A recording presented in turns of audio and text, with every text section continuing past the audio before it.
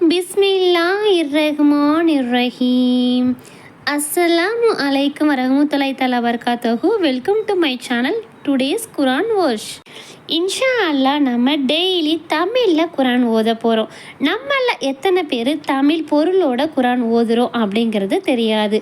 தமிழ் அர்த்தத்தோட குரான் ஓதணும் அப்படின்னு நினைக்கிறவங்க இந்த வீடியோ ரொம்பவே யூஸ்ஃபுல்லாக இருக்கும்.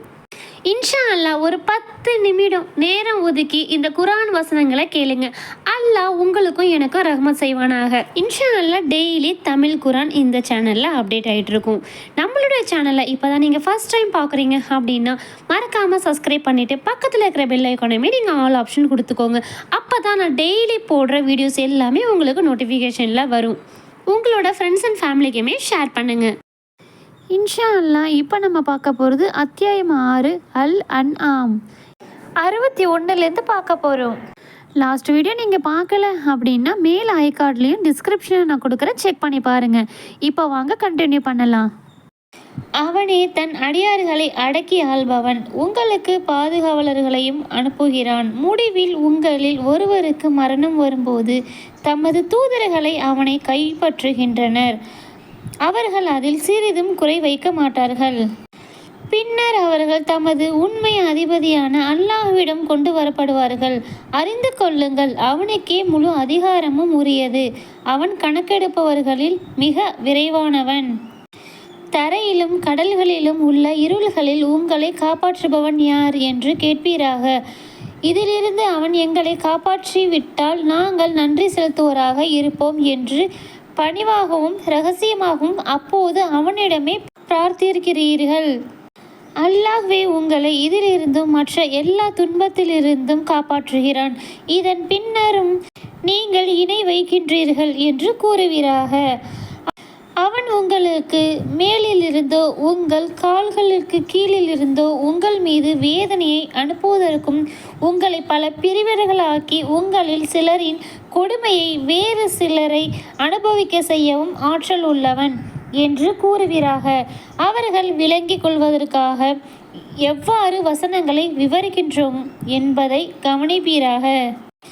இது உண்மையாக இருந்தும் உமது சமுதாயத்தினர் இதை பொய் என கூறுகின்றனர். நான் உங்களுக்கு பொறுப்பாளனாக இல்லை என்று கூறுவீராக. ஒவ்வொரு விஷயத்திற்கும் அது நிறைவேறும் காலம் ஒன்று உண்டு, நீங்கள் அறிந்து கொள்வீர்கள். நமது வசனங்களை பற்றி மூழ்குவோரை நீர் கண்டால் அவர்கள் அதை விட்டும் வேறு பேச்சில் மூழ்கும் வரை அவர்களை புறக்கணிப்பீராக. உம்மை ஷைத்தான் மறக்க செய்து விட்டால் நினைவு வந்த பின்னர் அந்த அநியாயக்கார கூட்டத்தாருடன் அமராதீர். அவர்களை விசாரிப்பதில் இரையச்சமுடையோருக்கு எந்த பொறுப்பும் இல்லை. எனினும் அவர்கள் இரையச்சமுடையோர் ஆவதற்காக அறிவுரை கூறுதல் உண்டு. தமது மார்க்கத்தை விளையாட்டாகவும் வீணாகவும் எடுத்துக்கொண்டோரை விட்டு விடுவீராக. இவ்வுலக வாழ்வு அவர்களை ஏமாற்றிவிட்டது. தான் செய்தவற்றுக்காக எவரும் அழிவுக்குள்ளாக படாமல் இருக்க இதன் மூலம் அறிவுரை கூறுவீராக. அவனுக்கு அல்லாஹ்வை என்று பொறுப்பாளனோ பரிந்துரையாளனோ இல்லை. அவன் அனைத்தையும் ஈடாக கொடுத்தாலும் அது அவனிடமிருந்து ஏற்பட மாட்டாது. இவர்களை தாங்கள் செய்தவற்றின் காரணமாக அழிவுக்குள்ளாகப்பட்டவர்கள். அவர்கள் மறுத்து கொண்டிருந்ததால் அவர்களுக்கு கொதி நீர் பானமும் துன்புறுத்தும் வேதனையும் உள்ளது. அல்லாஹ்வை விட்டுவிட்டு எங்களுக்கு எந்த நன்மையும் தீமையும் செய்ய இயலாதவற்றையா நாங்கள் பிரார்த்திப்போம். அல்லாஹ் எங்களுக்கு நேர்வழி காட்டிய பிறகு நாங்கள் வந்த வழியே திருப்பப்படுவோமா? எங்களிடம் வந்துவிடு என்று நேர்வழியின் பக்கம் அழைக்கும் நண்பர்கள் அவனுக்கு இருக்கும் நிலையில் யாரை ஷைத்தான்கள் வழிகெடுத்து பூமியில் தடுமாற விட்டு விட்டார்களோ அவனை போன்றே ஆவோம் என்று கேட்பீராக. அல்லாஹ் காட்டும் வழியே நேர்வழியாகும். அகிலங்களின் இறைவனுக்கு கட்டுப்பட்டு நடக்குமாறு தொழுகையை நிலைநிறுத்துங்கள், அவனையே அஞ்சுங்கள் என்றும் நாங்கள் படைக்கப்பட்டுள்ளோம் என கூறுவீராக. இன்னும் அவனிடமே நீங்கள் ஒன்று திரட்டப்படுவீர்கள். அவன் வானங்களையும் பூமியையும் நியாயமான காரணத்துடனே படைத்துள்ளான். அவன் ஆகு என்று சொல்லுக்கு நாளில் அது ஆகிவிடும். அவனது வார்த்தை உண்மையானது. ஷூர் ஊதப்படும் நாளில் அதிகாரம் அவனுக்கே உரியது. மறைவானதவற்றையும் வெளிப்படையானதையும் அறிபவன். அவன் நுண்ணறிவாளன், நன்கு அறிந்தவன். இப்ராஹிம் தமது தந்தையை ஆசாரிடம் சிலைகளை கடவுள்களாக எடுத்துக்கொள்கிறீரா? உம்மையும் உமது கூட்டத்தாரையும் பகிரங்க வழிகேட்டிலேயே காண்கிறேன் என்று கூறியதை நினைத்து பார்ப்பீராக. இவ்வாறு உறுதியான இறைநம்பிக்கை கொண்டவர்களில் ஒருவராக இப்ராஹிம் ஆவதற்காகவும் வானங்கள் மற்றும் பூமியில் ஆட்சியை அவருக்கு காட்டினோம். அவரை இரவு சூழ்ந்தபோது நட்சத்திரங்களை கண்டு இதுதான் எனது இறைவன் என்று கூறினார். அது மறைந்தபோது மறையக்கூடியவற்றை நான் விரும்ப மாட்டேன் என்றார். சந்திரன் உதயமாவதை அவர் கண்டபோது இதுதான் எனது இறைவன் என்று கூறினார். அது மறைந்தபோது எனது இறைவன் எனக்கு நேர் வழி காட்டவில்லை என்றாலும் நான் வழி தவறிய கூட்டத்தில் ஒருவனாகி விடுவேன் என்று கூறினார். சூரியன் உதயமாவதை அவர் கண்டபோது இதுதான் எனது இறைவன், இது மிக பெரியது என்று கூறினார். அது மறைந்தபோது என் சமுதாயமே, நீங்கள் இணையாக்குபவற்றை விட்டும் நான் விலகி கொண்டேன். வானங்களையும் பூமியையும் முன்மாதிரியின்றி படைத்தவனை நோக்கி சத்திய நெறியில் நின்றவனாக எனது முகத்தை திருப்பி விட்டேன். நான் இணை வைப்போரில் உள்ளவன் அல்ல என்று கூறினார். அவரது சமுதாயத்தினர் அவருடன் வாதம் செய்தனர். அல்லாஹ்வை பற்றிய என்னிடம் வாதம் செய்கின்றீர்கள்? அவனே எனக்கு நேர்வழி காட்டினான். நீங்கள் அவனுக்கு இணையாக்குபவற்றை பற்றி நான் அஞ்ச மாட்டேன். எனது இறைவன் ஏதேனும் நாடினாலே தவிர எந்த தீங்கும் ஏற்படாது. எனது இறைவன் ஒவ்வொரு பொருளையும் ஞானத்தால் சூழ்ந்திருக்கின்றான். நீங்கள் சிந்திக்க மாட்டீர்களா என்று கேட்டார். உங்களுக்கு அல்லாஹ் எந்த ஆதாரத்தையும் இறக்கி வைக்காதவற்றை அவனுக்கு நீங்கள் இணையாக்க அஞ்சாத போது நீங்கள் இணையாக்குபவற்றுக்கு நான் எப்படி அஞ்சுவேன்? நீங்கள் அறிந்தோராக இருந்தால் இரு பிரிவினரை அச்சமின்றி இருக்க அதிக தகுதியுடையோர் யார் என்று கேட்டார். இறை நம்பிக்கை கொண்டு தனது இறை நம்பிக்கையுடன் இணை வைத்தல் என்னும் அநியாயத்தை கலந்து விடாமல் இருப்போருக்கே பாதுகாப்பு உண்டு. அவர்களே நேர்வழி அடைந்தவர்கள்.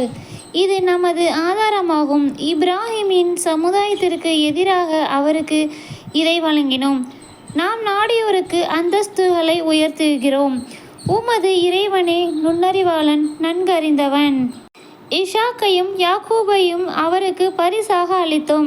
அனைவரையும் நேர்வழியில் செலுத்தினோம். இதற்கு முன் நூஹுவுக்கு அவரது வழித்தோன்றல்களில் தாவூது, சுலைமான், ஐயூப், யூசுப், மூசா, ஹாரூன் ஆகியோரை நேர்வழியில் செலுத்தினோம்.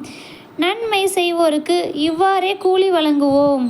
சகரியா, யஹ்யா, ஈசா, இல்யாஸ் ஆகியோரையும் நேர்வழியில் செலுத்தினோம். அனைவரும் நல்லவர்கள். இஸ்மாயில், அல் யசாவு, யூனுஸ், லூத் ஆகியோரையும் நேர்வழியில் செலுத்தினோம். அனைவரையும் அகிலத்தாரை விட சிறப்பித்தோம். அவர்களின் முன்னோர், அவர்களின் வழித்தோன்றல்கள், அவர்கள் சகோதரர்கள் ஆகியோரிலிருந்தும் தேர்ந்தெடுத்தோம். அவர்களை நேரான பாதையில் செலுத்தினோம். இது அல்லாஹ்வின் நேர்வழியாகும். தனது அடியார்களின் அவன் நாடியோருக்கு இதன் மூலம் நேர்வழி காட்டுகிறான். அவர்கள் இணை வைத்திருந்தால் அவர்கள் செய்து கொண்டிருந்த நற்செயல்கள் அவர்களை விட்டு அழிந்திருக்கும். அவர்களுக்கே நாம் வேதத்தையும் ஞானத்தையும் தூதுவத்தையும் வழங்கினோம். அவர்கள் இதனை மறுத்தால் இதனை மறுக்காத வேறு சமுதாயத்திடம் இதனை ஒப்படைப்போம். அவர்களையே அல்லாஹ் நேர்வழியில் செலுத்தினான். எனவே அவர்களின் நேர்வழியை பின்பற்றுவீராக. இதற்காக உங்களிடம் எந்த கூலியையும் கேட்க மாட்டேன். இது உலகத்தாருக்கு அறிவுரையே தவிர வேறில்லை என்று நபியே கூறுவீராக. அல்லாஹ்வை அவனது தகுதிக்கு தக்கவாறு அவர்கள் மதிக்கவில்லை. ஏனெனில் எந்த மனிதர் மீதும் அல்லாஹ் எதையும் அருளவில்லை என்று அவர்கள் கூறுகின்றனர். மனித குலத்துக்கு ஒளியாகவும் நேர்வழி காட்டியாகவும் மூசா கொண்டு வந்த வேதத்தை அருளியவன் யார்? அதை நீங்கள் பல ஏடுகளாக்கி அவற்றில் சிலவற்றை வெளிப்படுத்துகிறீர்கள், பெரும்பாலானவற்றை மறைக்கின்றீர்கள்.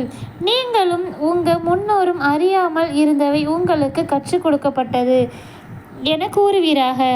அல்லாஹுதான் அதை அருளினான் என்றும் கூறுவீராக. பின்னர் தமது வீணான விஷயங்களில் விளையாடி கொண்டிருக்குமாறு அவர்களை விட்டு விடுவீராக.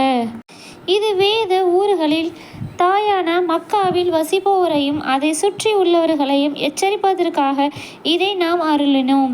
இது பாக்கியம் நிறைந்தது, தனது முன்னுள்ளவற்றை உண்மைப்படுத்துவதும் ஆகும். யார் மறுமையை நம்புகின்றார்களோ அவர்களே இதனை நம்புகின்றனர். அவர்களே தமது தொழுகையை பேணுவார்கள். அல்லாஹ்வின் மீது பொய்யை புனைந்து கூறுபவன் தனக்கு எந்த இறை செய்தியும் அறிவிக்கப்படாத நிலையிலும் எனக்கு இறை செய்தி அறிவிக்கப்பட்டது என்று கூறுபவன், அல்லாஹ் இறக்கிய வேதத்தை போன்று நானும் இறக்குவேன் என்று கூறுபவன் ஆகியோரை விட மிக பெரும் அநியாயக்காரன் யார்? இந்த அநியாயக்காரர்கள் மரண வேதனைகளில் இருக்கும்போது நீர் காண்பீராயின் உங்கள் உயிர்களை வெளியேற்றுங்கள். நீங்கள் அல்லாஹ்வின் மீது உண்மைக்கு புறம்பானதை கூறுவோராக இருந்தாலும் அவனது வசனங்களை புறக்கணித்து பெருமையடிப்போராக இருந்தாலும் இன்றைய தினம் இழிவுமிக்க வேதனையால் தண்டிக்கப்படுகின்றீர்கள் என்று கூறி வானவர்கள் தமது கைகளை விரிப்பார்கள். இன்ஷா அல்லாஹ் இதனுடைய தொடர்ச்சி நாளைக்கு பார்க்கலாம். அஸ்ஸலாமு அலைக்கும் வரஹ்மத்துல்லாஹி தஆலா பரகாத்துஹு.